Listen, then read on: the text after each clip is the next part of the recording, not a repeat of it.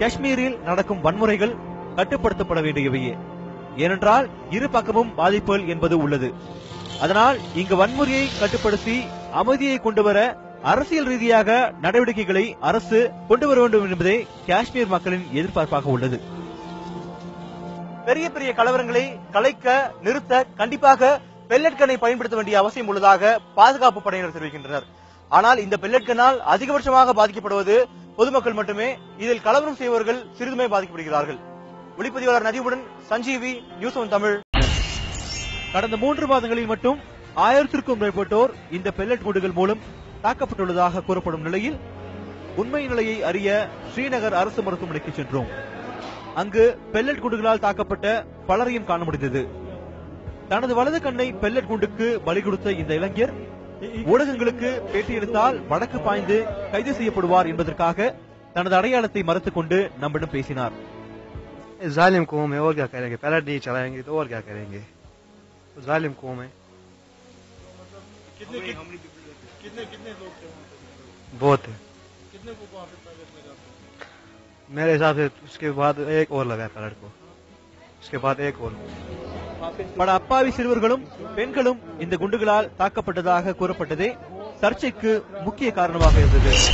அதற்கு சான்றாக பெல்லட் குண்டுகளால் தனது ஒரு கண்ணை பலி கொடுத்த 10ஆம் வகுப்பு படிக்கும் 14 வயது சிறுவன் டியூஷன் செல்லும் போது பாதுகாப்பு படையினரால் தாக்கப்பட்டதாக கூறுகின்றான். ट्यूशन बंड पर ही है, वहीं पर है ना बंड हमारा, उधर ही ट्यूशन जा रहा था. मैं बंड पर चढ़ गया, ट्यूशन छुट्टी हो रही थी, वापस पीछे मुड़ा, पैलेट आया. मैं अकेला ही था. ट्यूशन से छुट्टी हो रही थी ना, फिर निकला बाहर तो पैलेट आया. जुमा के दिन जुमा பெல்லட் குண்டு காயங்களுக்கு சிகிச்சை அளித்து வரும் மருத்துவர் தாரேக் குரேஷி கண்களுக்கு இவை ஏற்படுத்தும் பாதிப்புகளை பற்றி விளக்கினார். இந்த பெல்லட் குண்டுகளுக்கு இதுவரை 7 பேர் நிரந்தரமாக இரு கண்களையும் 40க்கும் மேற்பட்டோர் ஒரு கண்களையும் இழந்ததாக கூறுகிறார் இவர். What does a pellet do? It's a 4 millimeter small pebble. It goes in the eye. It damages the cornea. It damages the lens, causes a traumatic cataract, causes a vitreous hemorrhage, a retinal tear. In many of them, it makes a double perforation and damages the optic nerve as well. Pellet குண்டுகளுக்கு சாதாரண மக்கள் மட்டுமின்றி சில பத்திரிகையாளர்களும் புகைப்பட கலைஞரும் கூட பாதிக்கப்பட்டுள்ளனர். அதில் ஒருவரை சந்திக்க சென்றோம். இவர்தான் பெல்லட் குண்டுகளால் தாக்கப்பட்ட சுகேப். காஷ்மீரை சேர்ந்த ஒரு பிரபல நாளிதழில் புகைப்பட கலைஞராக பணியாற்றி வருகிறார் இவர். ஆனால் பெல்லட் குண்டுகளால் தனது கண்கள் தாக்கப்பட்டதால் தனது வாழ்வாதாரமான கேமராவை தொட முடியாமல் வீட்டில் முடங்கி கிடக்கிறார். கடந்த மாதம் நடந்த ஒரு கலவரத்தின் புகைப்படத்தை எடுக்கும் பொழுது நடந்ததை விவரிக்கிறார் ஜுஹேப். When he showed his barrel, I just put out my camera and tried to show him that I'm a journalist. And I tried to scream press.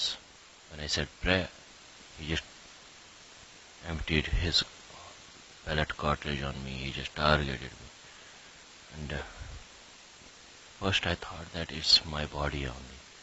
Then when I tried, it was a matter of seconds, I just tried to move back to see who it was. My specs fell away, my camera fell away, and I came to know it was bleeding from my eye. Pellet குண்டுகள் தன்னை தாக்கிய தருணத்தில் தான் வலியால் துடிக்கும் பொழுது எடுக்கப்பட்ட புகைப்படத்தை அவர் நமக்கு காண்பித்தார்.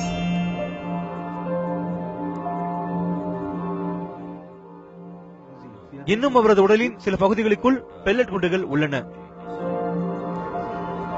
ஸ்ரீநகரின் ஒவ்வொரு தெருவிலும் பலவிதமான துப்பாக்கிகளை ஏந்திய மத்திய ரிசர்வ் காவல் படையினரை ஒருவர் பார்க்க முடியும். புதிதாக வரும் ஒருவருக்கு இது கண்டிப்பாக. காஷ்மீர் மாநிலத்தில் 3 மாதங்களுக்கு மேலாக நீடித்து வரும் வன்முறையால் மக்களின் இயல்பு வாழ்க்கை பாதிக்கப்பட்டுள்ளது. பெல்லட் குண்டுகளால் அப்பாவி மக்களை தாக்குவதாக போராட்டக்காரர்களும் அப்பாவி மக்களை கேடயமாக பயன்படுத்துவதாக ராணுவமும் பரஸ்பரம் குற்றம் சாட்டியுள்ளன. உண்மையில் நடப்பது என்ன? களத்தில் நடப்பதை சொல்கிறார் நமது செய்தியாளர் சஞ்சீவி.